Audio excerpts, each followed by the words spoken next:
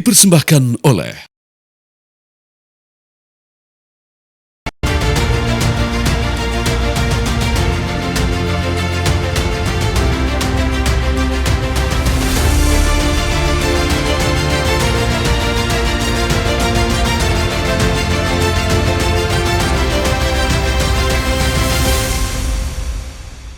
ya, orang-orang yang mantan-mantan Afgan atau orang-orang yang mantan kombatan pernah di sana, sekarang ini sedang euforia, sedang bersyukur. Mereka senang bahwa Taliban itu berhasil. Saya yakin Taliban itu banyak berubah dibanding waktu dia pemerintah yang pertama.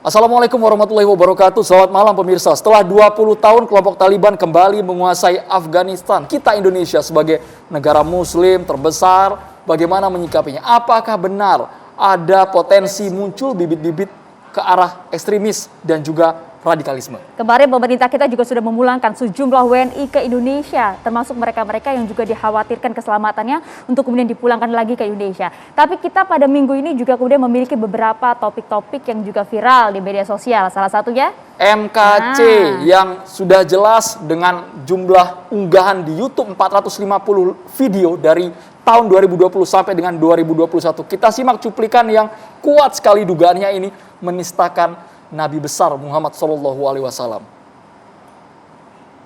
Assalamualaikum warahmatullahi Yesus wabarakatuh. Bismillahirrahmanirrahim. Bismillah. Bismi Yesus Rahmanirrahim. Indonesia sekarang belum merdeka dari jajahan politik Arab, yaitu politik agama Arab. Agama Arab ini politik. Jadi gara-gara menyampaikan Muhammad dekat dengan jin. Ajaran manusia, saudara. Kitabnya ini adalah kitab karangan manusia, saudara. Tidak ada dibaik-baikin, dibongkar kebohongannya sama Muhammad KC. Haleluya.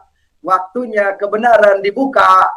Ini kitab karangan Syekh Nawawi Al-Bantani dan Syekh Salim bin Samir. Ini umat Islam ini kalau ditunjukin ini malu banget ya. Malu banget. Yang menganggap bahwa oh itu sholat perintah Allah. Kitab ini yang nyuruh saudara. Ini nih kitabnya nih. Kitab kuning saudara yang nyuruh, bukan perintah Allah.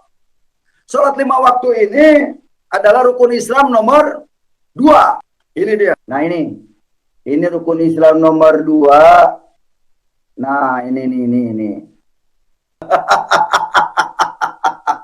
Dibongkar. Mari kita bongkar. Ajaran karangan manusia jangan dikatakan ini dari Allah.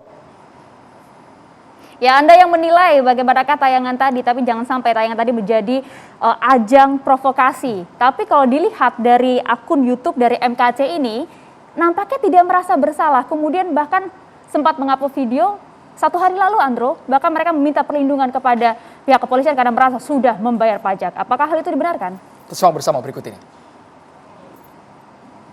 Bukannya pada nyadar, malah melaporkan. Emangnya Muhammad Kece nggak bayar pajak apa? Polisi bisa diperalat. Saya bayar pajak loh ke negara untuk bayar aparatur sipil negara, untuk membayar para polisi TNI.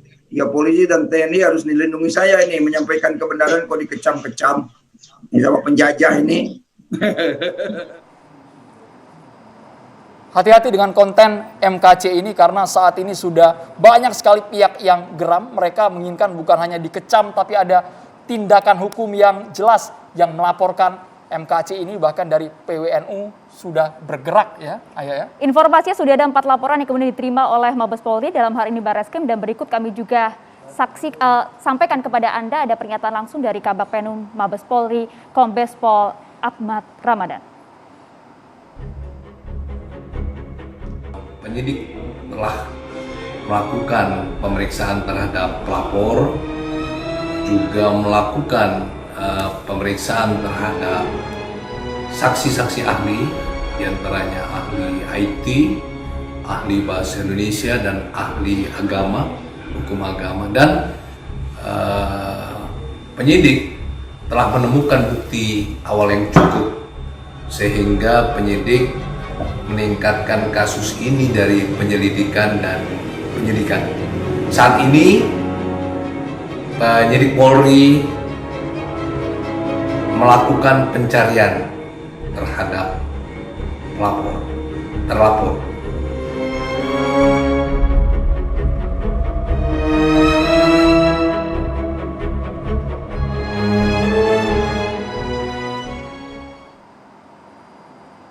Semoga polisi proaktif dan kita sebagai masyarakat jangan terprovokasi atas pernyataan dari MKC yang tidak ada dasar sama sekali.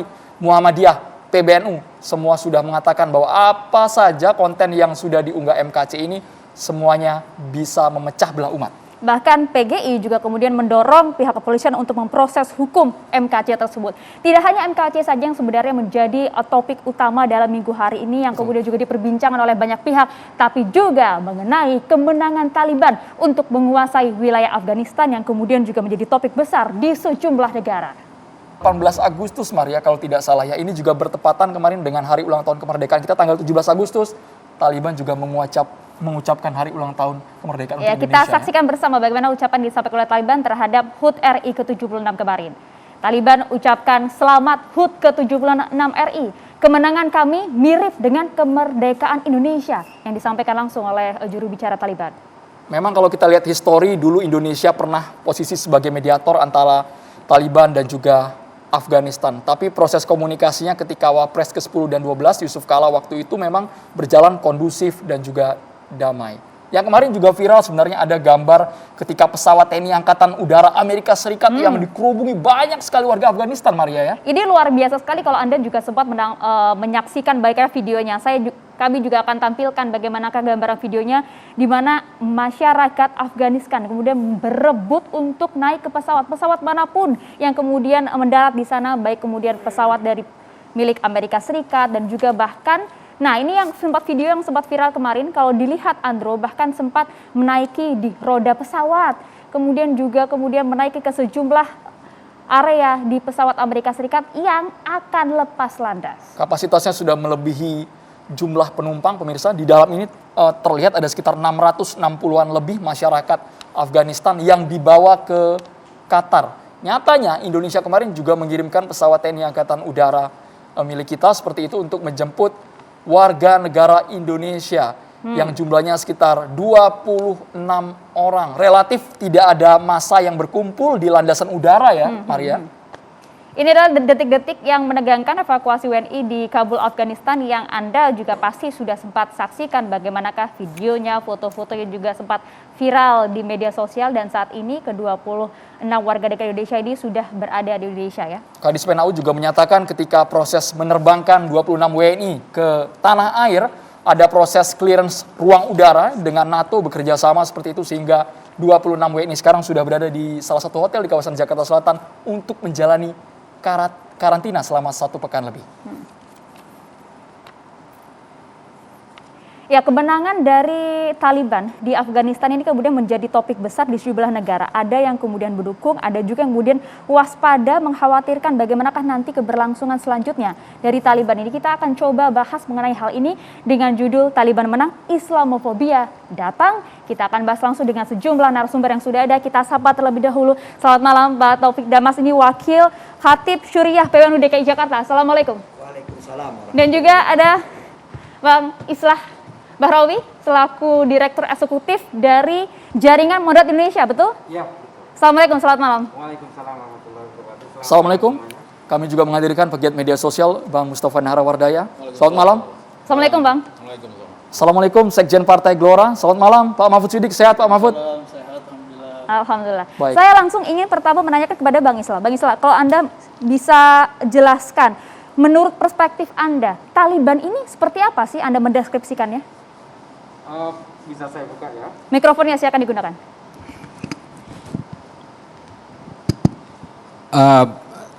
terima kasih.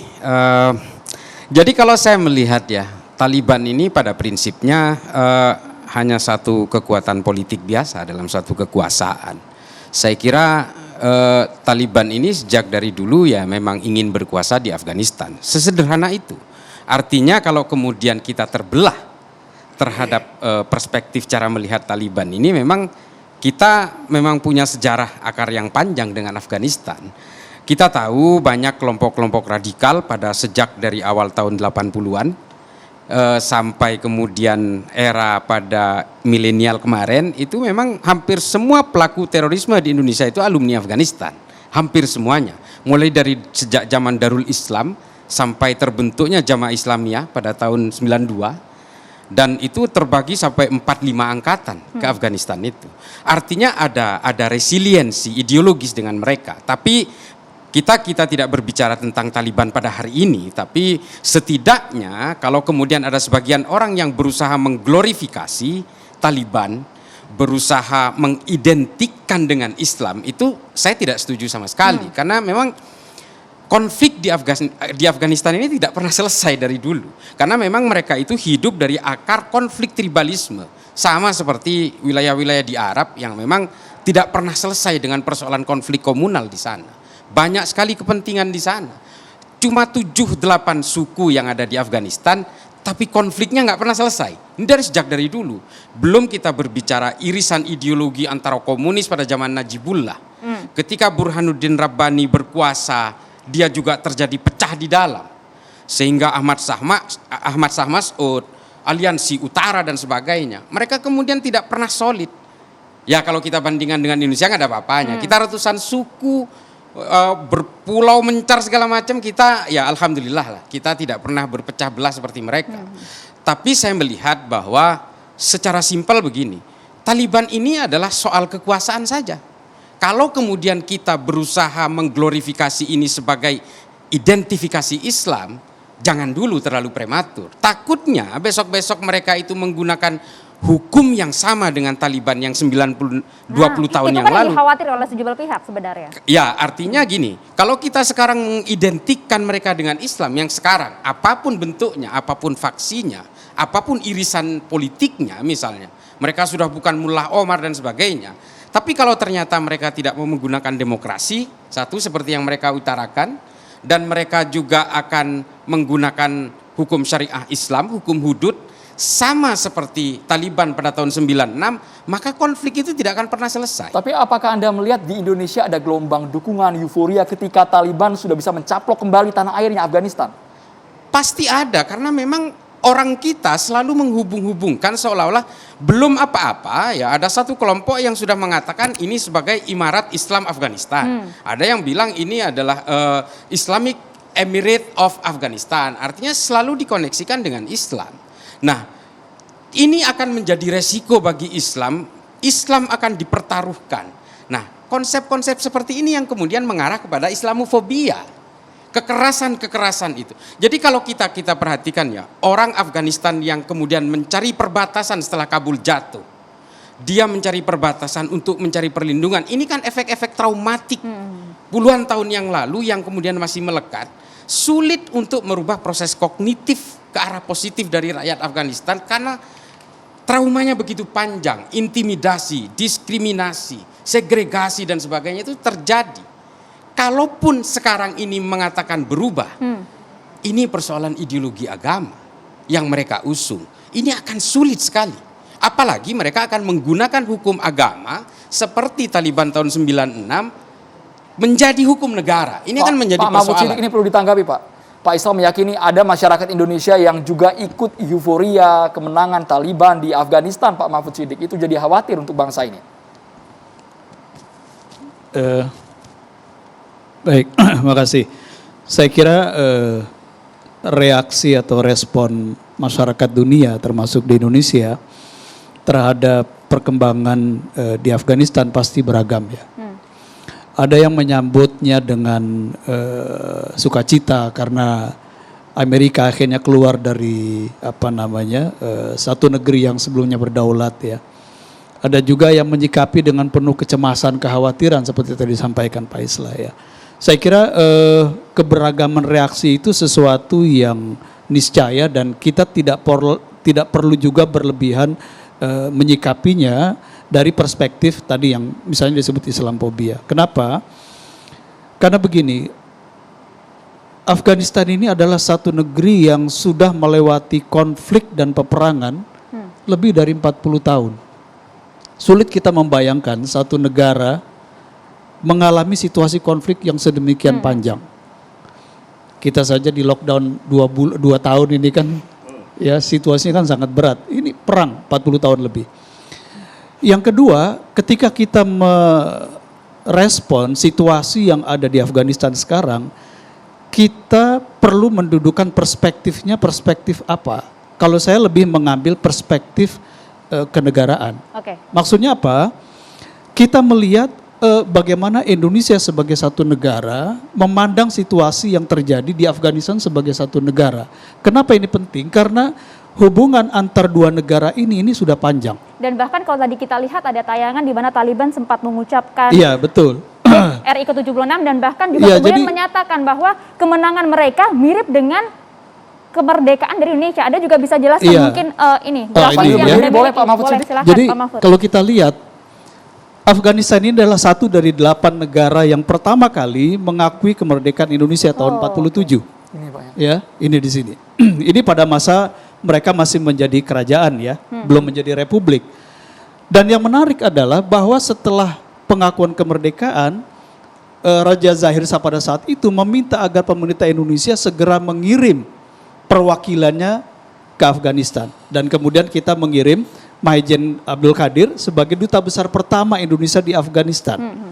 Dan bukan hanya itu, pengakuan terhadap kedaulatan Indonesia terjadi juga tahun 49 bulan Desember setelah Belanda mengakui pemerintahan kita yang waktu itu pindah ke Jogja. Dan bahkan Afghanistan juga pemerintahnya mengirim konsul pertamanya ke Jogja. Dan kalau kita lihat dalam rangkaian sejarah berikutnya, Afghanistan ini juga hadir dalam konferensi Asia Afrika, satu dari 24 negara. Kemudian juga menjadi anggota gerakan non-blok yang dimotori oleh Indonesia, Presiden Soekarno pada saat itu, ya. Sampai kemudian tahun 61, Presiden Soekarno melakukan kunjungan kenegaraan pertama ke Afghanistan. Ini menunjukkan bahwa antara Indonesia dan Afghanistan ini memiliki hubungan historis yang sangat kuat. Nah, dari perspektif ini, ketika Afghanistan kita lihat 43 tahun mengalami perang dan konflik, kira-kira sebagai sahabat lama bagaimana kita menyikapinya? Kalau menurut saya, bukan kekhawatiran yang kita kedepankan, tapi adalah bagaimana kita punya political will untuk membantu negara dan bangsa Afghanistan keluar dari situasi ini untuk kemudian merecovery semua situasi yang ada. Sekarang ini ada 2 persoalan yang menjadi PR besar di Afghanistan. Siapapun pemenang perang ini, mau Taliban, mau faksi Mujahidin yang ada 7 atau kelompok apapun, 2 PR besarnya. Yang pertama adalah membangun state building dan nation building. Betul yang dikatakan Pak Islah tadi, konflik antar etnis ini enggak selesai-selesai. Sudah menang perang antar mereka. Ya. Nah, bagaimana Taliban misalnya kalau sekarang dia menjadi pemenang perang saat ini, dia bisa membangun state building dan nation building.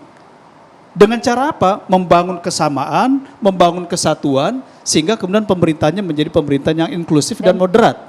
Itu PR pertama. Dan juga memberikan kepercayaan tentunya kepada masyarakat. Betul. Ya. Dan PR yang kedua adalah bagaimana kemudian memulihkan situasi psikologis masyarakat, Pak Mahfud Siddiq, poin kedua ini ekonomi masyarakat. patut kita perdalam karena banyak juga orang yang tidak yakin jangan-jangan Taliban akan kembali lagi seperti tahun 96 sampai 2001 yang dicap kejahatan kemanusiaan yang mereka lakukan. Sesaat lagi hanya di catatan demokrasi pemirsa.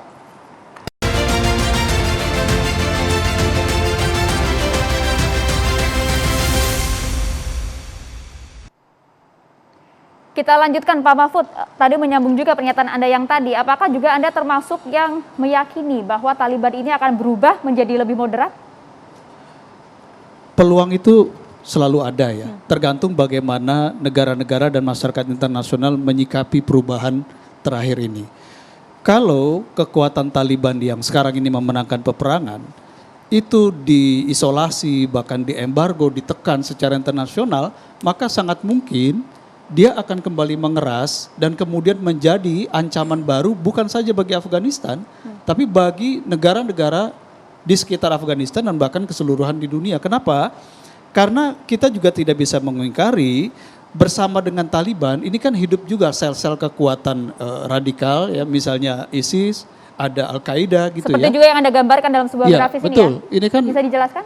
ini kan Silakan. kalau kita lihat ya, ini ada 7 faksi mujahidin yang sebenarnya kekuatannya sudah melemah sekarang, tetapi kekuatan yang dominan ini adalah 3 ini, Taliban, Al-Qaeda, dan ISIL.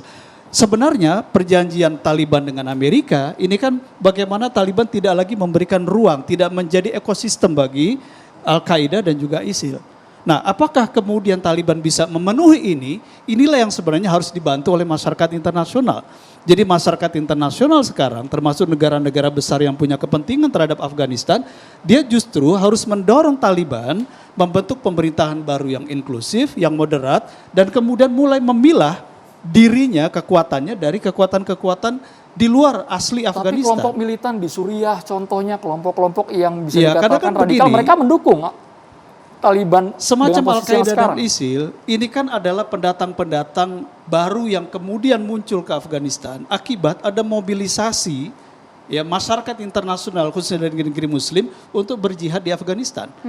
Dan situasi ini adalah situasi yang sebenarnya juga diinginkan oleh negara-negara superpower ketika mereka melakukan pertarungan di Afghanistan ini. Kan Afghanistan ini sebagai battlefield ya.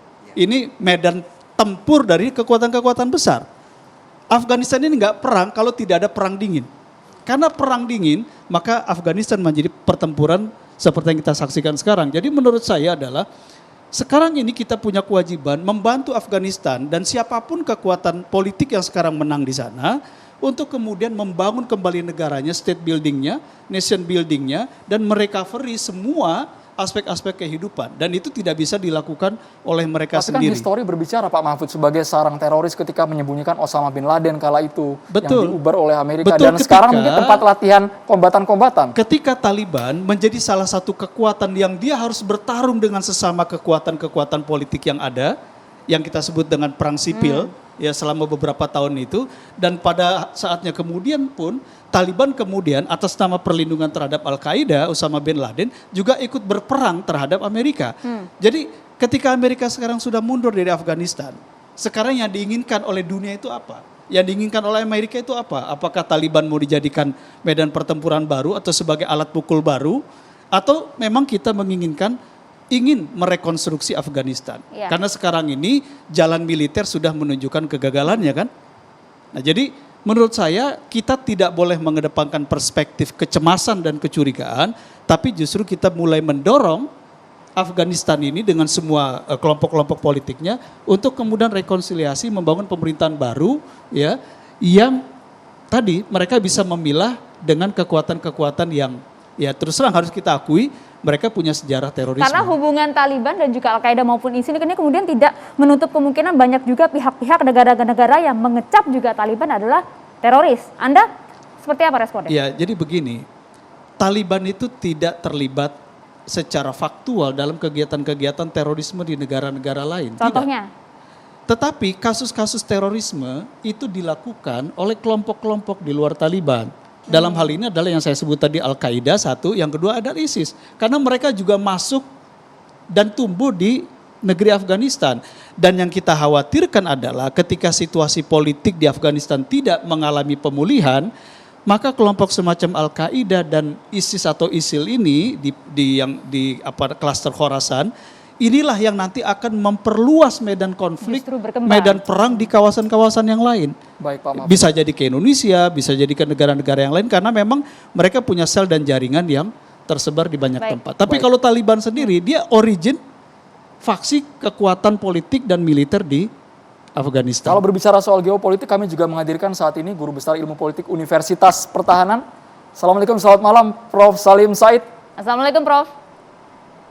Waalaikumsalam. Prof. Salim Said, Anda melihat ketika saat ini Taliban sudah kembali menguasai Afghanistan, akankah bisa berubah dengan janji amnesti, kemudian tidak ada lagi diskriminasi terhadap perempuan dan anak, atau bagaimana Prof. Salim? Kalau Anda tanya orang Afghanistan sekarang, lihat aja di siaran TV, mereka pada terlantar di lapangan terbang di lapangan terbangnya itu yang baru. Kabul? Kamit Karzai ya. Kabul itu kan nama kotanya. apa sih namanya itu? Hamid Karzai, Pak. Hamid Karzai. Oke. Apa itu artinya? Orang-orang Afghanistan pun banyak sekali yang tidak percaya kepada Taliban. Mereka punya pengalaman. Saya sebagai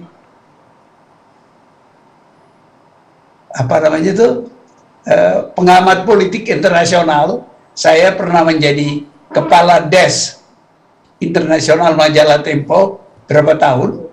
Karena itu saya mengikuti perkembangan itu. Maka persoalannya adalah kalau orang Afghanistan saja banyak, tentu tidak semua, banyak sekali yang tidak percaya pada janji Taliban. Bagaimana pula orang yang memang Islamofobia? Ya, tadi saya diminta bicara mengenai Islamofobia.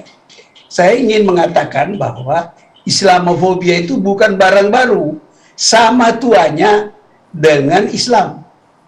Sebab ketika Islam mulai baru lahir, itu orang-orang yang mempelajari Islam itu para pendeta. Dan mereka lihat, loh, ini agama penipuan. Ini kan sudah diajarkan oleh Kristen. Ya. Jadi ini agama penipuan. Dan tadi disiarkan oleh TV Anda ini, Anda menyiarkan orang yang mengatakan bahwa itu dia mengutip apa sih namanya tadi itu? MKC, Pak. MKC. Ini ya artinya orang seperti itu bukan di Timur Tengah saja. Di Indonesia yang Pancasila pun ada hal seperti itu. Jadi kalau banyak orang tidak percaya kepada janji Taliban, itu sangat serius berhubungan dengan Islamofobi. Oleh sebab itu, kepada seorang wartawan tadi saya jelaskan bahwa yang memikul beban dari tingkah laku Taliban dulu, kita orang-orang Islam. Karena macam-macam tuduhan, kitabnya palsu lah, inilah dan sebagainya. Sayangnya bagi orang-orang itu, dia ucapkan itu di negeri yang Pancasilanya cukup kuat. Jadi kemungkinan mereka mempengaruhi orang Islam di Indonesia tidak besar, tetapi mempengaruhi pendapat dunia, sikap mereka kepada agama Islam itu cukup besar. Nah, jadi sebenarnya yang harus dilakukan oleh Taliban bukan hanya tidak menangkapi, tidak menteror orang perempuan di negerinya, tetapi harus memikirkan agar tuduhan kepada Islam sebagai agama yang menghina perempuan itu harus dihilangkan.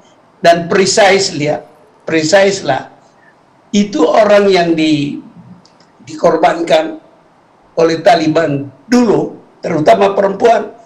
Sekarang pun setelah sekian tahun Taliban terusir, terjadi perubahan dan orang perempuan Taliban itu maju. Nah, itu ketakutan semua dan mereka lari. Sehingga seorang juru bicara Taliban, saya lihat di salah satu channel TV luar negeri, juru bicara Taliban mengatakan, ditanya, kalau nggak salah TV Turki, kenapa kalian mempersulit perempuan Turki, perempuan Afghanistan meninggalkan Afghanistan? Jawabannya, itu kan brain drain, pelarian orang-orang pintar. Nah, bagaimana tidak lari kalau mereka tidak ada jaminan perempuan Afghanistan, tidak ada jaminan mereka tidak diteror. Prof. Salim. Ya. Ya, itu kan kalau kita melihat dari segi masyarakat di sana memang mereka masih dibayang-bayangi oleh bagaimana Taliban pada masa dahulu begitu. Tapi Anda sendiri sebagai guru besar ilmu politik, Anda apakah juga turut meyakini bahwa Taliban ini ke depan akan berubah menjadi lebih moderat, terus dengan janji-janji amnestinya? Karena yang dikhawatirkan kan jangan sampai kemudian Taliban yang dulu kembali dan kemudian memunculkan lagi bibit-bibit radikalisme di sejumlah negara. Saya tidak bisa jawab pertanyaan Anda. Saya juga tidak bisa mengatakan jangan percaya Taliban. Saya tidak mengatakan itu. Tapi kemungkinan menjadi baik atau tetap seperti dulu, itu hanya sejarah yang akan membuktikan. Jadi menurut saya, inilah ujian yang dihadapi oleh Taliban sekarang. Bisakah dipercaya oleh orang Afghanistan dan kita orang satu negeri dengan penduduk Muslim terbesar di dunia. Jadi kita dipertaruhkan oleh Taliban sekarang. Seandainya bisa Yusuf Kala atau siapa, kita kirim ke mana? Afghanistan. Diberitahu, kau punya permainan ini, janji-janji kau, kita ikut memikul. Kalau kau bahlul, kacau, menteror perempuanmu. Saya lagi melihat gambar mengerikan dari orang-orang di anak kecil di dan pesawat yang lari itu. Dikejar-kejar. Kan kasihan itu. Itu tandanya orang-orang itu tidak percaya pada Afghanistan. Itu yang harus dilakukan oleh Taliban. Jangan sampai kepercayaan dunia kepada dia tidak ada. Ketakutan orang kepada Islam menjadi mode. Dan kita orang Indonesia, pertama kali yang orang tahu, the biggest Muslim in the world. Country in the world. Lah kalau nama kita dirusak oleh Taliban, ya habis. Baik, Prof. Salim Said. Gitu. Terima kasih Prof. Salim Said sudah bergabung di Catatan Demokrasi. Bang Mustafa Nara, kita ingin komentarnya. Kalau Prof. Salim melihat ya cukup sulit Taliban akan berubah dengan riwayat yang pernah ia miliki ketika memperlakukan warganya sendiri yang dianggap sangat bertolak belakang dengan anggapan Taliban saat ini yang sudah moderat. Ya, terima kasih. Saya belum pernah ke Taliban, belum pernah ke Afghanistan, meskipun saya dekat dengan duta besarnya. Tetapi saya ke perbatasan-perbatasan dari Turki ke sekitarnya beberapa kali, bahkan pernah ditangkap oleh Densusnya Turki, pernah dirusak semua alat komunikasi kita. Jadi yang pertama yang perlu saya sampaikan adalah, kalau saya melihat ya, ketika 2 hari, 3 hari kemenangan Taliban itu, yang terjadi di dunia ini, saya lihat dari media sosial dulu, kita seperti dikotomi. Pokoknya kalau kita yang di Indonesia ini khususnya, tidak setuju dengan arah pembicaraan pemerintah, yaitu mencurigai Taliban tidak berubah, maka kita itu dituduh langsung dilabeli sebagai apa? Pendukung Taliban. Sebaliknya yang kita setuju dan searah, pokoknya mencaci maki Taliban, menjelek-jelekin Taliban, dengan berbagai alibinya, langsung kita dilabeli ini adalah anti Taliban. Begitu dahsyatnya labeling di media sosial itu, kemudian tidak menimbulkan perubahan apapun. Padahal juru bicara Taliban itu sudah berjanji akan berubah, berapa kali wawancara dengan media massa. Bahkan kemarin saya telepon Pak Kiai Haji Muhyiddin Junaidi, beliau adalah ketua lembaga kerjasama luar negeri Muhammadiyah, PP Muhammadiyah. Saya telepon karena beliau ikut ke Doha, Qatar beberapa waktu lalu, dan juga menemui juru bicara Taliban. Pak Muhyiddin mengatakan, Tenggo akan berubah. Tenggo itu maksudnya Taliban. Saya sudah menemui di beberapa tempat di Indonesia bertemu, di Doha, Qatar juga ketemu. Lalu saya tanya, kok yakin sekali berubah? Ya, kita saja nggak mau berubah. Yang lain mau berubah, kita tidak berubah. Cara pandangnya. Jadi memang ini salah satu persoalan kita. Setiap kelompok, komunitas yang memakai, mohon maaf sekali tanda petik, identitas muslim, memakai ubel-ubel, memakai apa ini namanya, sirkal apa namanya, celana apa Ustadz kalau yang pendek itu?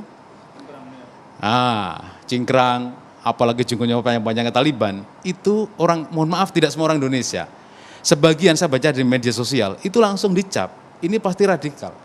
Pukul rata seperti ini membahayakan menurut saya, karena apa? Orang luar melihat Indonesia nggak pernah berubah, pandangan, kacamatanya nggak pernah berubah.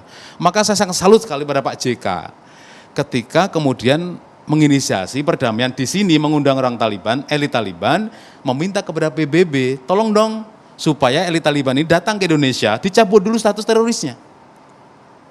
Jadi gerakan Taliban ini nggak bisa kemana-mana, nggak bisa berkomunikasi dengan negeri lain karena oleh PBB distempel sebagai teroris. Maka Pak JK mengatakan tolong stop dicabut dulu biar mereka bisa datang ke negeri saya. Itu menarik karena kalau kita ketahui pada tahun 2019, 8 delegasi dari Taliban juga sempat ke Indonesia, bertemu juga dengan PBNU. Nanti kita juga ingin tanyakan, tapi usai jeda saat lagi di Catatan Demokrasi.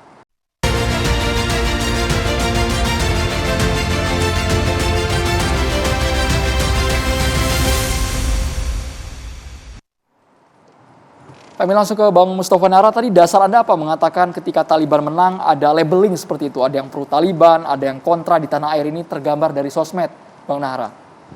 Ya, jadi begini, sebenarnya kalau di sosial media itu mereka sepertinya tidak pernah berubah lah istilahnya itu.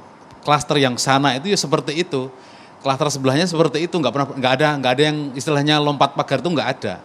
Yang mereka benci ISIS selamanya akan benci yang ciri fisiknya seperti itu. Yang mereka suka ISIS akan seperti itu. Ini bukan soal dukung atau tidak, saya hanya melihat gambarannya saja. Tidak pernah ada yang lompat pagar. Jadi mereka nggak akan berubah seperti itu terus. Jadi kalau kemudian ada konflik, menurut saya gini loh, ya konflik ini sebenarnya biasa, namanya juga masa transisi ya, masa transisi biasa. Tapi sosial media memandangnya seperti saklek. Pokoknya kalau mirip ISIS ya mereka itu adalah radikal, mereka adalah teroris. Tapi kalau mereka pakai jas, pakai ini, celananya tidak cingkrang, ya mereka bagus demokrasi. Kira repot. Tapi coba lihat, ketika kejadian di Mesir tahun 2013, ketika Mursi digulingkan oleh Asisi, kan dunia tenang-tenang saja.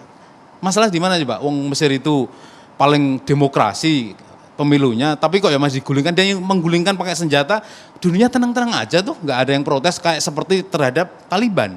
Jadi masalahnya sebenarnya Islamofobia ini ada satu titik yang mereka membuat benci selama-lamanya. Orang di sosial media mengatakan sebenarnya mereka benci Islam, tapi kan beliau tadi mengatakan kalau Taliban bukan Islam itu, bukan.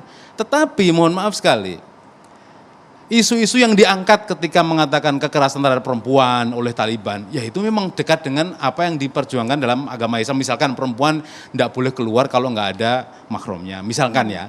Kemudian perempuan itu harus pakai burqa, nggak baru pakai jilbab. Makanya saya nggak kaget ketika salah satu wartawan Sunday Express itu, namanya Mbak Yvonne Ridley, yang setelah ditahan 10 hari oleh Taliban, justru pulangnya itu masuk Islam, pakai jilbab. Karena mereka apa? Semula yang mereka dengar bahwa Taliban itu teroris, ternyata ketika mereka ditawan, justru menghormati perempuan. Ini saya hanya membaca bukunya Mbak Yvonne Ridley ya, yang mereka kemudian bukunya itu viral di mana-mana dan melaku seluruh dunia, yang mengatakan ini luar biasa. Orang-orang mengatakan mereka teroris, tapi wartawan senior di Sunday Express mengatakan, loh enggak, saya enggak menemukan teroris di sana. Ini Mbak Ridley. Ada lagi tentara Dekmat yang tahun 2015, fotonya itu sangat viral di media sosial, yang mereka pulang dari kumpul dengan NATO, pulang ke negaranya ke Dekmat, kemudian menulis di kardus sangat besar sekali, tulisannya apa coba? Kami tertipu. Ini tentara loh ya, bukan sipil ya. Setelah dikirim ke Afghanistan, ternyata saya nggak menemukan teroris di sana. Pak Taufik, ini berbeda dengan publikasi dunia ya, Bang Mustafa Nara ya. Berbeda dengan publikasi di media manapun ya, yang dialami mereka. Seperti itu. Jadi ini jurnalis ya. Oke. Saya juga jurnalis. Artinya apa? Tidak semua yang dilakukan oleh Taliban itu di mata dunia itu jelek, tapi dunia memaksa menggiring opini supaya seolah-olah Taliban itu seperti itu nggak pernah berubah. Pak Taufik Damas, ada sepakat dengan pernyataan dari Bang Nara? Itu fakta kok. Ya tidak sepenuhnya sepakat, tapi ada yang sesepakati. Yang pertama soal pengaruh apa yang terjadi di Afghanistan, kemenangan Taliban sekarang ini di media sosial. Itu saya setuju, memang tidak berubah. Ada yang pro, kemudian juga ada yang kelihatan anti. Saya dari awal mewanti-wanti bahwa jangan sampai kemenangan Taliban di Afghanistan ini kemudian membuat bangsa Indonesia terpecah. Itu urusan luar negeri, bukan urusan orang Indonesia. Jadi apa yang terjadi di sana itu bagi saya biarkan jaga pengaruhnya, terutama persepsi orang tentang Taliban yang katakan radikal, ekstrim, karena faktanya juga itu banyak. Bagaimana Taliban memperlakukan perempuan, dan kemarin juru bicara Taliban itu mengatakan bahwa mereka akan memberikan peluang perempuan untuk kerja dan bersekolah. Itu bukti bahwa selama ini tidak memberikan peluang gitu loh. Bukti bahwa mereka ini memang Taliban selama ini tidak memberikan peluang itu kepada kaum perempuan. Nah, saya secara pribadi sangat bukan setuju, tapi membahagiakan bagi saya bahwa sikap pemerintah Indonesia melalui OKI itu sudah tegas meminta dan rekonsiliasi di Pakistan itu, Afghanistan itu secepat mungkin dan melibatkan semua pihak, bahkan spesifik Indonesia, pemerintah Indonesia. Rekonsiliasi itu tidak akan berhasil kalau tidak melibatkan kaum perempuan. Nah, ini sangat menarik bagi saya. Artinya pemerintah Indonesia itu sangat peduli dengan nasib perempuan di Afghanistan. Saya setuju itu, dan itu sudah sangat baik. Kalau saya melihat Afghanistan ini bukan cuma soal dalam kacamata kenegaraan, tapi juga kemanusiaan. Bagaimanapun kita miris melihat orang yang konflik, yang kita tidak tahu masa depan atau berapa tahun lagi mereka akan bisa membangun negara yang normal itu. Persis yang dikatakan oleh Pak Mahfud Siddiq. Begitu juga Prof. Salim itu ke depan, pertanyaan apakah Taliban ini akan berubah atau tidak, kita juga tidak tahu. Ya memang tergantung faksi-faksi yang ada di Afghanistan, bagaimana mereka bisa mengkompromikan, dan itu juga agak sulit karena berapa puluh tahun mereka berperang dan sejarah mereka itu gampang sekali membunuh orang, angkat senjata. Laporan dari teman yang dulu menjadi jurnalis juga, Karis Tajudin, itu bagaimana dia itu berhadapan dengan Lord War di sana, dan di sana itu tingkat pendidikan sangat rendah, tingkat pendidikan sangat rendah, sehingga sebetulnya apa yang mereka sebut dengan syariat Islam itu bukan murni mereka ingin memperjuangkan, itu hanya cara mereka memperkuat kekuasaan. Tapi yang bermain tetap uang di sana. Maka orang punya uang bisa bikin milisi-milisi di sana itu. Tapi korelasi antara Taliban dan juga Islamofobia ini, apakah Anda juga sepakat apa yang disampaikan oleh Bang Nara tadi? Saya melihat masyarakat dunia sekarang ini juga tidak negatif ya. Artinya saya melihat masyarakat dunia itu sudah mulai positif, kecuali yang memang tidak terdidik. Masyarakat dunia yang tidak terdidik. Afghanistan dengan Talibannya itu sama sekali tidak mewakili Islam gitu loh. Justru cap-cap itu tidak ada. Ya, cap-cap itu tidak ada ya? iya, masyarakat dunia yang terdidik gitu loh. Sehingga kekhawatiran, ya memang boleh juga kita khawatir sebagai bangsa dengan mayoritas muslim terbesar di dunia.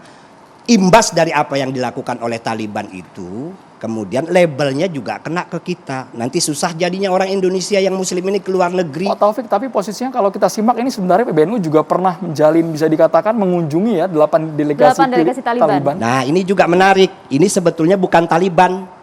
Ini perwakilan ulama-ulama Afghanistan yang berkunjung ke PBNU, bukan Taliban. Pemerintahan Afghanistan pada saat itu? Ya, bukan pemerintah, tapi ulama-ulama yang ada di Afghanistan berkunjung. Mereka ingin belajar Islam Nusantara. Kok ada negara dengan mayoritas muslim akur, padahal di dalamnya ini sukunya banyak. Ini sekalian diluruskan juga, jadi Pak Taufik. Jadi informasi ini salah artinya? Bukan Taliban itu pengakuan dari orang yang ikut hadir sebagai yang menggaet mereka datang. Jadi memang itu bukan Taliban. Ini di masa pemerintahan Ashraf Ghani di Afghanistan. Iya, Ashraf Ghani masih berkuasa. Dan menariknya di media sosial ini juga narasikan PBNU mendukung Taliban gitu loh. Itu nah, kan ini juga, yang perlu diluruskan di sini artinya. Iya, nggak ada PBNU, jelas PBNU tidak ada urusannya dengan Taliban. Cara pandang keagamaan Islam Nusantara itu beda sekali dengan Bang Islam Tova, ini ala sempat ramai Taliban. juga, Anda juga komentar juga ini Bang Tova. Mohon maaf, ini kan yang berkunjung sama dengan yang di makan malam di Pak JK kan? Iya. Pak JK ini Taliban, maka beliau minta ke PBB mencabut status beliau ini dari status teroris. Kemudian berbicara ke Indonesia. Tapi teman yang hadir di itu mereka dia menjelaskan, itu ada di tweet itu. Saya juga dikoreksi sama dia, Mas itu bukan Taliban, tapi perwakilan ulama-ulama Afghanistan gitu loh. Nah, jadi memang inilah yang terjadi di kita itu. Ya. Soal informasi repot banget. Kita harus percaya pada yang mana. Pak JK itu udah ngaku di koran manapun, saya yakin beliau akan mempertanggungjawabkan apa yang diomongkan. Dan saya tahu Pak JK itu saya dekat dengan Muhammadiyah, saya tahu sekali. Mereka Pak JK ini sangat bertanggung jawab. Sekarang mana yang mau kita percayai? Ini kan Pak JK mengundang makan malam, ya kan? Sekaligus membicarakan perdamaian. Semua ormas diundang ke Pak JK itu. Maka ketika diundang Pak Ghani menunggang ke mana? Ke Afghanistan, ormas diajak ke sana pula. Pertemuan di Qatar juga. Jadi semua tahu pertemuan itu, ada Ghani juga ikut, Taliban juga ikut. Nah, Muhammadiyah ini kan saya telepon ke PP kan, mengatakan kami menawarkan capacity building, ya, kepada Afghanistan, karena mereka tadi pendidikannya rendah kan, maka Muhammadiyah menawarkan misalkan pelatihan, menjadi pegawai dan seterusnya. Tapi Muhammadiyah tidak juga hanya satu pihak, juga menawarkan kepada Tenggo, Taliban, supaya dua-duanya sama-sama pinter. Maka yang hadirnya ada Taliban, memang sudah diakui Pak JK. Jadi nggak mungkin kemudian ini salah informasi. Saya nggak tahu, tapi mohon maaf saya kalau memang salah ya, nanti bisa dicek ke Pak JK. Pak Taufik, sumber yang mana yang harus kita percaya? Nah, Karena gambar ini sudah saya, terlanjur viral juga, ini Pak. dari teman namanya Gus Fasa, dia MC di acara ini. Dia bilang, Ustadz seingat saya mereka delegasi ulama atau tokoh dari beberapa suku di Afghanistan, diinisiasi oleh pemerintah Afgan yang dikudeta sekarang ini oleh Taliban. Ini informasi, dan dia MC di acara pertemuan itu. Jadi ini bukan Taliban, melainkan delegasi ulama atau tokoh dari beberapa suku yang ada di Afghanistan. Ya kita nggak tahu siapa yang benar. Tapi yang menarik itu, ini foto-foto ini beredar gitu loh di media sosial itu, dan ada yang menarasikan bahwa PBNU mendukung Taliban. Nah itu yang kemudian saya bantah, tidak ada urusannya. Terbukti bahwa sekarang ini juga PBNU menegaskan ya semata-mata kemanusiaan bahwa Afghanistan ini segera membangun rekonsiliasi yang ada, kemudian sama dengan pemerintah Indonesia, melibatkan semua pihak dan juga melibatkan kaum perempuan. Itu menarik sekali. Fokusnya di sana. Ini yang saya hebat dari Pak JK itu, beliau nggak malu, nggak takut, kemudian nggak merasa jatuh harga dirinya untuk mengakui bertemu dengan Taliban. Ini Pak JK nih. Nanti bisa dilihat di media itu bagaimana wawancara beliau yang mengatakan saya mengundang Taliban itu bukan tanpa risiko loh. Itu Pak JK ngomong dengan tanggal yang sama, Juli tanggal 30 sama persis. Jadi saya kira ini yakinannya sama. Pak JK mengatakan bukan tanpa risiko kami mengundang Taliban itu, karena kami harus berjuang melalui PBB. Sama saya minta Pak Kemlu untuk mencabut status Mas Mustafa, seperti itu. Saya juga setuju, saya juga salut dengan Pak JK dengan resiko yang ada itu, karena saya juga tidak kurang berkenan ketika melihat orang seperti Pak JK kemudian dinarasikan begitu seolah-olah negatif hanya karena bertemu dengan Taliban. Padahal dalam konteks pergaulan internasional apa salahnya begitu loh. Berarti Taliban berarti ini? Yang mana? Yang sama ketemu Pak JK ini? Enggak, kalau ini pengakuan dari MC ini. Kalau ini mohon maaf, saya terus terang agak sedikit kecewa dengan Pak JK kalau saya. Karena begini loh, ya mohon maaf, kalau soal moderasi agama ini, di bangsa kita ini nggak kurangan. Ada tonan kalau kita mau cari. Mengapa kita tidak fokus kepada saudara-saudara tetangga sendiri? Mengapa harus lebih peduli kepada Afghanistan? Di negara kita ini, yang masih belum termoderasi agama itu luar biasa jumlahnya. Makanya kenapa kelompok-kelompok teroris radikal ekstremis di Indonesia itu masih selalu hidup. Gitu loh Kang Tova. Jadi kalau Palestina gimana? Ya kalau menurut saya kita lebih fokus di sini. Ya artinya gini loh. Kita abaikan aja Palestina. Pak Jokowi padahal mendukung kemerdekaan Palestina. Loh, apa soal Palestina? Ya nggak ada masalah. Palestina memang kita harus merdekakan kok. Dan itu jelas dari pemerintah. Jelas, pemerintah itu ada dua hal tentang dua isu utama ini. Satu, mendukung kemerdekaan Palestina. Dan yang kedua adalah menegakkan perdamaian di Afghanistan. Itu jelas. Jelas kalau dari pemerintah, ya saya bukan atas nama pemerintah, saya juga tapi kan bukan kalau dari video ini kan sudah jelas ini posisi Indonesia, pendekatan yang dilakukan. Ini bagaimana pada saat Pak Yusuf Kala kemudian menerima sejumlah ulama dari ini enggak kan Afghanistan. memang untuk perdamaian Pak JK itu Pak JK selama ini narasinya di banyak media itu selalu mengatakan bahwa Taliban ini masih bisa kok dimoderasi. Ini perlu dimoderatkan. Mereka punya goodwill kok untuk satu moderasi beragama. Kan selalu begitu narasinya di beberapa media. Bahkan saya yakin kok Taliban yang sekarang ini bisa moderat. Ya, artinya kan tagline-nya selalu soal moderasi. Maksud saya begini, ini persoalan di Afghanistan ini memang secara historik kan memang pernah menjadi epicentrum radikal dari seluruh dunia, menjadi melting pot. Kita tidak menyalahkan kaum mujahidin yang ingin berjuang mengusir orang-orang yang tidak percaya Tuhan. Ini jelas, memang ini jihad, ladang jihad yang sebenarnya. Tapi setelah itu kan mereka kemudian terlibat dalam konflik sesama muslim, saling bunuh sesama muslim, dan ketika mereka berkuasa melakukan intimidasi terhadap kaum perempuan, ya artinya apa? Proses moderasi di sana itu menurut saya, ini kenapa saya tadi Mas Andrew nanya ke saya ya tentang ini ya, kok Mas Islah pernah bilang jangan pernah remehkan sekecil apapun radikalisme, kan seperti itu. Ini menurut saya kesalahan orang-orang moderat. Di Afghanistan bukan berarti nggak ada orang moderat. Mereka ada elit kota dan sebagainya, ada orang intelektual, akademisi dan sebagainya. Ketika Afghanistan itu masih kecil di gunung-gunung, di pedesaan-pedesaan, di remote area itu, mereka nggak peduli. Setelah mereka berhasil mendominasi populasi dan mulai merengsek ke kota-kota, menguasai distrik-distrik, mereka kewalahan, nggak bisa melawan. Akhirnya ketakutan Tapi gini aja. Mas Andro, saya memahami Pak JK karena memang beliau sudah mempelajari lama.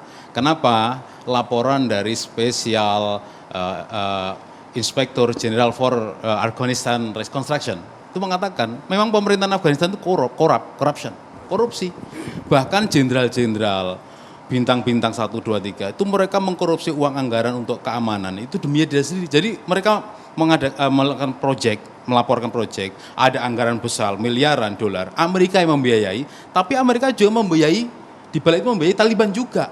Tetapi uang yang diterima oleh pemerintah menurut laporan Sigar itu dikorupsi oleh petinggi-petinggi militernya dengan alasan untuk keamanan, tapi uang itu nggak pernah sampai, dipakai sendiri. Itulah yang kemudian Pak JK mengatakan, yuk pemuda-pemuda Afghanistan belajarlah ke Indonesia, belajar cara mengelola tambang, mengelola mineral dan seterusnya. Termasuk tadi yang PP Muhammadiyah tawarkan, capacity building.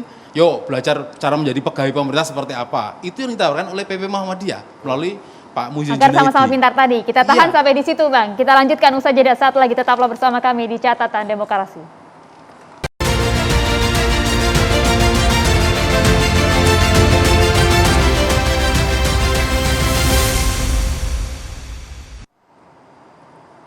Ya, jika berbicara mengenai Taliban ini, banyak sekali publik yang kemudian mengkaitkan Taliban dengan munculnya bibit-bibit Islamofobia. Tapi sebenarnya apa sih Islamofobia itu dan bagaimana juga masyarakat menanggapi hal ini? Kita akan hadirkan beberapa pernyataan dari masyarakat mengenai Islamofobia itu sendiri.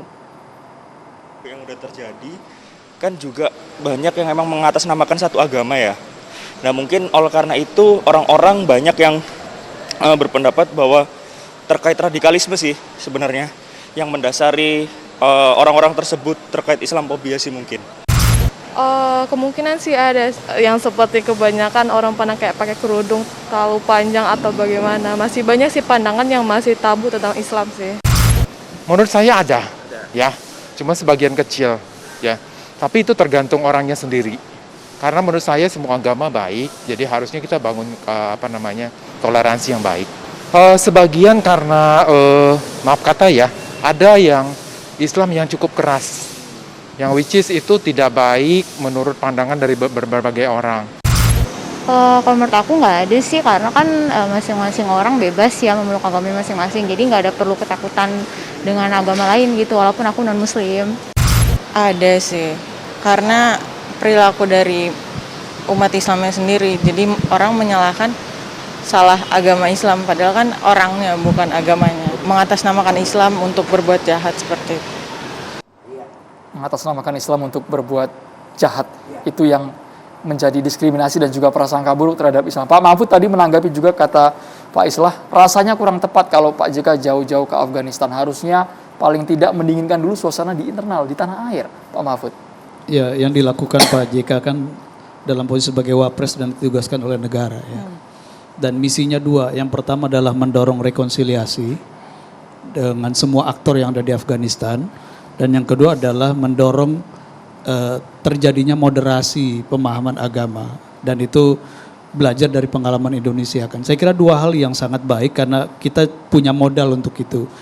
Dan yang kedua menurut saya itu adalah penerjemahan dari misi negara kita, misi konstitusi kita, ikut terlibat dalam mewujudkan perdamaian dunia ya, dan ketertiban dunia. Jadi saya kira tidak ada yang keliru, dan justru kita berharap dalam situasi perkembangan sekarang langkah itu justru harus dihidupkan kembali. Artinya ini menjadi politik negara Indonesia ya. Nah yang kedua begini, kita harus menerima kenyataan bahwa pertempuran politik dan peperangan yang ada di Afghanistan sekarang ini memunculkan pemenangan yang namanya Taliban. Ya mau tidak mau ini realitas politik yang harus kita terima. Tinggal bagaimana masyarakat internasional dan negara-negara di dunia ini mendorong agar terjadi rekonsiliasi politik, pembangunan politik baru, state buildingnya terbangun, nation buildingnya terbangun, lalu Afghanistan bisa kembali menjadi satu negara yang kita kenal sekian puluh tahun yang lalu, 70 tahun yang lalu, yang dulu sangat membantu dan mendukung kemerdekaan kita. Nah yang terakhir ini penting saya ingin sampaikan begini.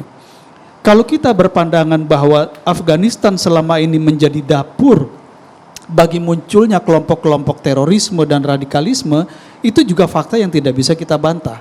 Itu ada. Kenapa? Karena di sana ada Al-Qaeda, di sana ada Jamaah Islamiyah, di sana ada ISIS atau ISIL yang juga mengambil jalan terorisme atau radikalisme ini sebagai jalan perjuangannya, dan mereka mengembangkan jaringan di berbagai negara termasuk di Indonesia. Nah, kalau kita dengan kekhawatiran tidak ingin kemenangan Taliban ini kemudian membangkitkan kembali, menghidupkan kembali sel-sel tidur dan bahkan menyuburkan kembali aksi-aksi terorisme, maka yang harus kita lakukan adalah mematikan dapur itu yang ada di Afghanistan. Dengan cara apa? Dengan cara jangan diisolir pemenang di Afghanistan ini, jangan diblokade mereka, karena begitu dia diisolasi oleh dunia internasional, diblokade oleh dunia internasional, maka mereka tidak punya jalan pilihan lain. Mereka akan mengembangkan jalan-jalan kekerasan, terorisme, dan menyebarkan teror ini ke seluruh dunia. Jangan salah bahwa apa yang terjadi di Afghanistan ini masa depannya tidak terlepas dari politik internasional, geopolitiknya. Misalnya begini, bisa saja ada yang akan memakai Taliban, Al-Qaeda dan ISIS untuk ke Uighur di China. Kan yang juga nggak suka dengan China ada. Ada juga bisa dikirim ke Kashmir. Kenapa? Karena ada juga yang ribut antara India dengan negara lain, begitu ya.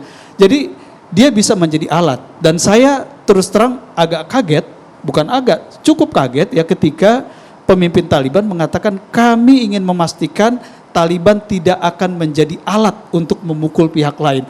Ini kan sesuatu yang menurut saya menarik dan penting. Artinya apa? Ada kesiapan mereka untuk berubah. Nah, tinggal kitanya sendiri mau nggak membantu mereka berubah, itu saja. Tapi kalau kita terus mencemaskan mereka, khawatir, fobia yang kita munculkan, akhirnya ini menggiring hilangnya dukungan masyarakat internasional untuk mereka bisa menjadi kekuatan yang menyatukan kembali Afghanistan. Ya, menurut saya begitu. Karena bagaimana kemudian Taliban ini juga berpengaruh terhadap Indonesia dengan mayoritas masyarakat Islamnya. Kalau saya boleh baca di Twitter, nih ada juga dari @husni36 yang juga turut menyampaikan bagaimana pendapatnya. Andrew, silakan dibaca. Tolonglah jangan pakai kata Islamophobia. Saya nggak suka Taliban bukan berarti nggak suka Islam, karena saya pun Muslim. Jangan seolah yang benci Taliban itu benci Islam. Ya, betul. Pak Islam mungkin ingin komentar juga tadi. Silakan Pak Islam. Saya tadi menanggapi Bang Mahfud ya. Saya agak sedikit kurang setuju kalau ini dikatakan Taliban sebagai pemenang, karena bagaimanapun prosesnya insurgency. Artinya kalau kemudian ada sikap-sikap yang tidak mengakui terhadap Taliban di Afghanistan, saya pikir dalam konteks insurgency ini kan memang harus kita pahami, karena dia tidak melakukan proses kontestasi politik, mereka melakukannya dengan cara memberontak. Artinya kalau kemudian banyak negara masih bersikap wait and see dan sebagainya seperti kita juga, saya pikir memang ini antara pilihan yang bukan pilihan gitu Bang. Menurut saya memang ini memang sangat berat diputuskan, karena memang prosesnya terjadi lewat pemberontakan. Kalau kembali ke persoalan Islamofobia ya Mbak Maria, sewaktu 9/11 saya itu tinggal di Amerika. Saya itu seminggu, kira-kira kurang lebih tanggal 18 September itu, saya seharusnya terbang ke Virginia dari Oakland. Karena kejadian 9/11 itu, tiket pesawat saya itu digagalkan sepihak oleh maskapai. Karena nama saya Islam. Apakah saya kemudian menyalahkan saya? Atau menyalahkan mereka? Pihak maskapai? Saya mengerti mereka itu karena ketakutan. Fobia ini kan ada dua secara definitif. Definisi yang pertama adalah ketakutan terhadap sesuatu yang pasti. Well defined. Itu ada. Tapi ada juga kecemasan terhadap sesuatu yang antah berantah. Nah, Islamofobia ini berada di pihak yang mana? Kalau seperti rakyat Afghanistan terhadap Taliban, well defined. Mereka berakar terhadap traumatik sejarah yang sulit mereka rubah. Proses kognitif traumatik itu memang tidak mudah untuk dirubah. Tapi kalau seperti orang Amerika, ketika Twin Tower itu ambruk, dan saya yang orang Islam kemudian dibatalkan tiketnya, saya harus menyalahkan saya. Ini adalah tingkahnya orang-orang Islam yang melakukan kekerasan, violent extremism atas nama Islam. Hal itu ada, Bang? Sebenarnya ada kunci. Kalau menyimpulkan tadi, saya simpulkan ya. Kalau kemarin juru bicara Taliban tidak mengatakan nanti akan pakai hukum syariah Islam, itu karena diucapkan kemarin, ini menjadi gaduh seluruh dunia. Coba kalau jubir Taliban mengatakan kami akan pakai sistem demokrasi, oh sedunia itu anteng. Saya jamin itu. Soal lain nanti dilanjutkan. Tapi kata-kata syariah Islam itulah yang membuat dunia heboh. Karena pasti akan sama dengan tahun 90-an waktu pertama kali. Karena Taliban, begini Bang Tova, sorry Bang. Karena memang ketika Taliban tahun 96 sampai 2001 itu menggunakan hukum hudud, hukum syariah Islam. Dan itu terjadi diskriminasi, intimidasi dan sebagainya, sehingga betul. Tapi kan kalau misalkan jubir mengatakan kami akan pakai demokrasi, berarti kan dunia akan lebih percaya kan daripada belum tentu juga karena prosesnya insurgency itu. Artinya apa? Bisa jadi ini kan belum kejadian. Kalaupun mereka bilang akan menggunakan demokrasi, bisa jadi dunia tidak percaya. Maka tadi saya katakan di Mesir itu sudah pakai demokrasi, pemilu paling demokratis di Mesir dimenangkan Mursi. Tapi karena Mursi dekat dengan Ikhwanul Muslimin, ditumbangkan oleh Asisi, dunia tenang saja. Karena persoalannya bukan di situ soalnya. Oh bukan, kalau abang melihat persoalan Mesir dengan Afghanistan tentu saja berbeda. Afghanistan ini pernah menjadi dapur, kata Bang Mahfud, dari kelompok radikal ke seluruh dunia. Mereka itu menjadi epicentrum terbentuknya Al-Shabaab, Boko Haram, Seleka, Abu Sayyaf dan sebagainya. Ada produknya. Kalau Mesir, Ikhwanul Muslimin juga tidak berkutik. Bahkan mereka sudah mulai melakukan transformasi dan maksud saya sebagainya. sama-sama menumbangkan pemerintahan dengan Nggak, senjata. artinya jangan Kenapa digiring dunia terang-terangan kemudian. jadi Mesir? Tapi tidak apple to apple begitu ya? Iya, jangan digiring kemudian seolah-olah persoalan politik ini menjadi politik identitas Islam. Baik, sesaat lagi kita akan segera kembali, tetaplah di Catatan Demokrasi.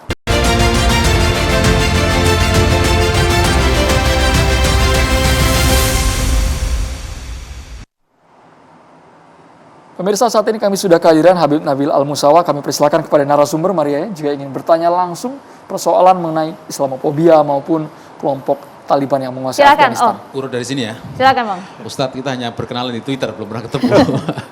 Saya mau bertanya ya, ini kan dunia terpecah soal pendapat tentang Taliban. Sebagian mengatakan ini bukan Islam, mengekang perempuan. Mengatakan maksudnya ini mengekang perempuan, ini kekerasan terhadap perempuan. Kan fokusnya di situ salah satunya. Jadi dianggap ini bukan ajaran Islam, maka dia sebenarnya tidak mengajarkan, tidak membawa ajaran Islam, hanya kedok saja. Nah, ISIS berbeda lagi, memenggal kayak apa, memperkosa budak dan seterusnya. Saya penasaran Ustadz, perbedaan ini sebenarnya mana yang menunjukkan bahwa ini adalah cara pandang Islam, ini bukan Islam. Di mana batasnya itu antara tiga kelompok ini, Taliban, ISIS maupun Al-Qaeda misalkan, semua kan mengaku membawa Islam, tapi dari bentuknya seperti apa secara fisik yang bisa kita lihat. Terima kasih Ustaz. Assalamualaikum. Baik, Bismillahirrahmanirrahim. Waalaikumsalam warahmatullahi wabarakatuh. Izin para tokoh, para kiai yang dimuliakan Allah. Jadi tadi pertanyaan terkait dengan apa bedanya antara Taliban, ISIS, Al-Qaeda. Ini yang saya ketahui, ya mohon nanti para politisi lebih paham. Tapi yang saya ketahui, pertama adalah kalau Taliban itu di dalam sejarahnya, ya mereka tidak menyerang masyarakat sipil, ya itu berbeda dengan ISIS. Ya, ISIS berapa kali menyerang misalnya kelompok Syiah, ya di Khurasan dan sebagainya. Jadi mereka juga menyerang sipil. Kalau Taliban hanya militer sama pemerintah.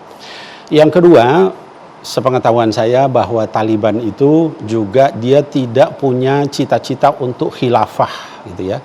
Berbeda dengan ISIS. Kalau ISIS itu target mereka, tujuan mereka adalah khilafah Islam internasional gitu ya. Kemudian yang ketiga, perbedaan Taliban dengan ISIS, Taliban itu mayoritas sukunya adalah Pushtun ya. Jadi mereka lebih kepada persatuan faksi-faksi yang ada di situ ya. Berbeda dengan ISIS ya, kalau ISIS itu dia mentargetkan kalau menang di Afghanistan mereka akan melanjutkan melawan Amerika dan juga NATO. Lalu tadi juga ditanyakan, lalu bedanya dengan Al-Qaeda. Al-Qaeda juga berbeda juga. Al-Qaeda ini dari sisi ajaran agama mereka adalah Wahabisme garis keras ya. Sementara kalau misalnya Taliban itu beberapa informasi menyatakan ada yang Wahabi, ada juga yang Hanafi ya. Kemudian juga sebagian akidahnya Asy'ari jadi campur ya. Nah, itu mungkin beberapa perbedaan, tapi saya mungkin tergelitik ingin menyampaikannya dari apa yang tadi disampaikan oleh para tokoh-tokoh ini yang saya hormati. Kita seringkali lebih banyak membahas negeri orang begitu ya. Jadi maksud saya begini, bahkan judulnya aja ya Taliban dan Islamofobia. Jadi menurut saya itu ekstrim ya. Jadi memahami orang lain ya dengan kacamata kita dan sebagainya itu ekstrim. Kita misalnya dulu ingat waktu kita merdeka itu oleh Belanda kita dicap sebagai teroris ya dan sebagainya. Ya kenapa? Karena teriaknya Allahu Akbar gitu ya, Islam ya. Nah, jadi saya malah lebih cenderung Mas Mustafa dan juga para tokoh yang saya hormati, ini saya lihat representasi dari tokoh-tokoh besar ya, Mas Taufik Damas ini dari PWNU ya. PBNU sendiri sempat ketemu beberapa waktu yang lalu. Kemudian Mas Mustafa dari PP Muhammadiyah ya. Ini ormas-ormas Islam besar. Kenapa enggak kita mencoba untuk justru kita yang komunikasi ke sana, ormas. Buktinya tadi dikatakan ya beberapa ulama, ya apakah Taliban atau bukan, tadi sudah pernah ke sini. Ya artinya apa? Mereka tertarik untuk ngobrol. Mungkin bahasa sesama ulama dengan ulama itu lebih nyambung daripada pemerintah dengan pemerintah. Mas Mahfud Siddiq misalnya dari kelompok partai, Mas Bahrawi juga dari pemerhati politik. Jadi saya pikir ini kalau memang kita bagus, ya kita justru adakan komunikasi. Jadi bukan dari awal udah seuzon, ya lalu kemudian seolah-olah dibenturkan. Saya kira mungkin bukan begitu. Wallahu a'lam bishawab. Selanjutnya kami persilakan kepada narasumber yang lain. Selanjutnya. Habib, silakan. Mohon maaf, ini menyikapi persoalan Taliban ini kan kemudian membuat kita ini seolah-olah terbelah perspektifnya. Betul. Bukan terbelah dalam sisi persatuannya, tapi perspektifnya saja. Betul. Sedikit banyak ini akan berpengaruh terhadap masyarakat kita yang ada di Indonesia. Nah ini kalau saya tidak mau bertanya, saya minta saran yang paling bagus untuk masyarakat kita supaya marilah kita, mohon maaf, kita lebih berkonsentrasi terhadap keadaan sekitar seperti yang Habib tadi dauhkan. Jadi cobalah kita itu memoderasi agama itu supaya yang di sekeliling kita dulu lah gitu. Ya mudah-mudahan sih ini betul. Jadi itu aja Habib, mohon nasihatnya. Baik. Makasih banyak Mas Bahrawi dan para pemirsa yang dimuliakan. Jadi saya ingin menyampaikan ya bahwa ada satu ayat di dalam Quran yang menyatakan surah Al-Baqarah 143. Wa kadzalika ja'alnakum ummatan wasata litakunu syuhada 'alan nas wa yakuna ar-rasul 'alaikum syahida. Dan demikianlah kami sudah menjadikan kalian wahai umat Muhammad itu menjadi umat yang tengah-tengah, yang adil, yang moderat, ya, yang berada di tengah, tidak ekstrim, ya.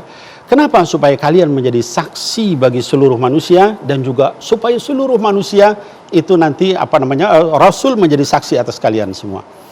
Nah, para ulama menyatakan ya kaitan dengan wasata di sini itu di dalam bahasa Arab dikatakan la ifrat wala tafrit. Tidak ekstrim kanan, tidak juga ekstrim kiri.